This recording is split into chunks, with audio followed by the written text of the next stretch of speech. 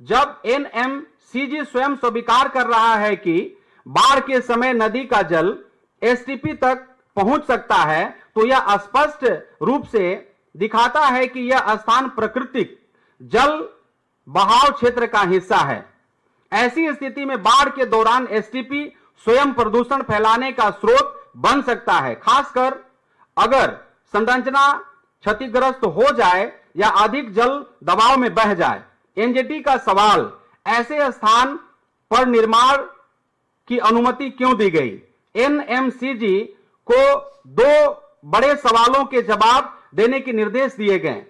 ऐसे संवेदनशील स्थान पर एसटीपी बनाने के लिए फंड कैसे जारी किया गया? यह सवाल पूछा सरकार से कि आप बताइए कि ऐसा अनुमति क्यों दिया गया जहां पर बाढ़ लग जाता है, जहां पर बाढ़ लग जाएगा, जहां पानी से भर जाएगा, वहां पर आप एसटीपी बनाएंगे, तो इसका कौन आदेश दिया, कैसे मिला?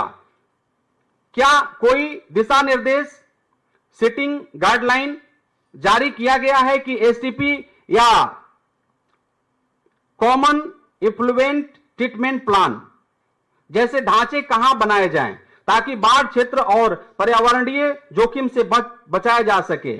एनजीटी ने यह भी कहा कि एनएमसीजी की भूमिका केवल धन आवंटन की नहीं है, बल्कि उसे यह सुनिश्चित करना भी जरूरी है कि परियोजनाएं पर्यावरणीय रूप से सुरक्षित स्थानों पर ही हो।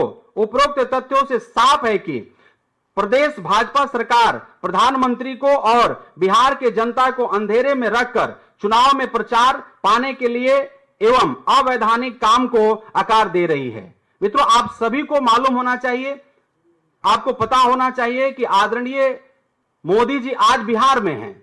इससे कुछ दिन पहले, पिछला महीना में, लास्ट वीक में हमारे ही जिला रोहतास के विक्रमगंज में थे। आपको यह मालूम होना चाहिए कि पिछले चुनाव में 19 में 14 में मोतिहारी थे, रोहतास में थे, और मोतिहारी में जब थे तो इन्होंने खुद अपने मुंह से बोला कि ये जो बंद पड़ा चीनी मिल है इसको मैं चालू करूंगा और इसी मिल से चीनी बनेगा और इसी चीनी से मैं चाय पीऊंगा। उसके बाद 2019 में हमारे जिला का बड़ा फैक्ट्री डालमिया नगर है, जिसको इन्होंने कहा था कि मैं 2019 में इसका उद्घाटन करूंगा, जो आज तक बंद पड़ा है। एक चीज और मैं आपको बताना चाहता हूं कि इनकी रैली अभी सैकड़ों के तादाद में लगेगी बिहार में, और एक एक रैली में इनका खर्चा जो है मतलब करोड़ों में हो रहा है।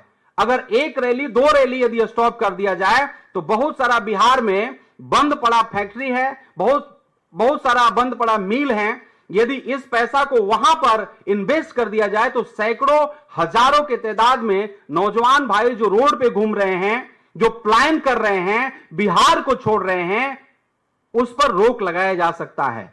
लेकिन होगा क्या? बात वही है, आप सबको मैंने बोला कि सत्ता के दो यार, मोदी जी और नीतीश कुमार, ये दोनों ने मिलकर के बिहार, ये दोनों ने मिलकर के बर्बाद किया बिहार।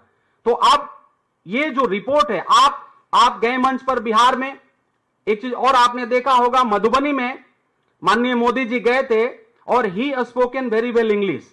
मैं एक चीज और आपको बताना चाहता हूं, बिहार में यह जानकारी आप सबको मालूम होगा कि बिहार में 10 क्लास तक, 10 तक इंग्लिश जो है कंपलसरी नहीं है, और आप मधुबनी में जा रहे हैं और वहां जाकर के इंग्लिश बोल रहे हैं, मतलब बिहारियों को इंग्लिश में भाषण सुना रहे हैं।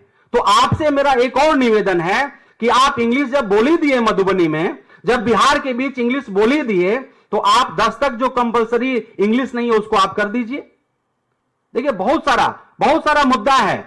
आपको मैं एक चीज और बताना चाहता हूं, चूंकि मैं शाहबाद से आता हूं, हमारा जो संसदीय क्षेत्र है वो सासाराम है। सासाराम ऐतिहासिक क्षेत्र है, धान का कटोरा कहा जाता है, बाबू जगजीवन राम जी, बहन मीरा कुमार जी का सींचा हुआ धरती है।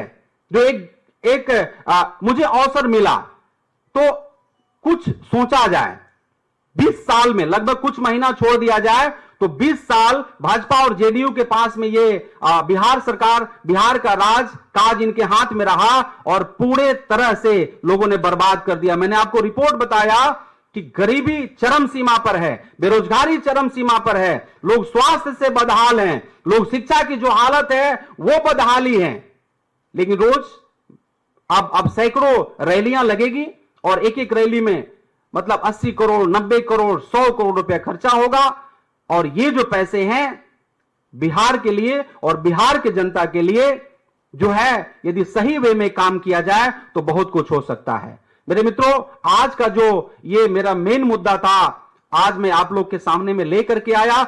मैं भरोसा विश्वास करता हूं कि आप लोग के माध्यम से बिहार सरकार भी इसको सुनेगा और भारत सरकार भी सुनेगा और इसके ऊपर जरूर ध्यान मतलब आकर्षित करेंगे और इसको ठीक करने का प्रयास करेंगे।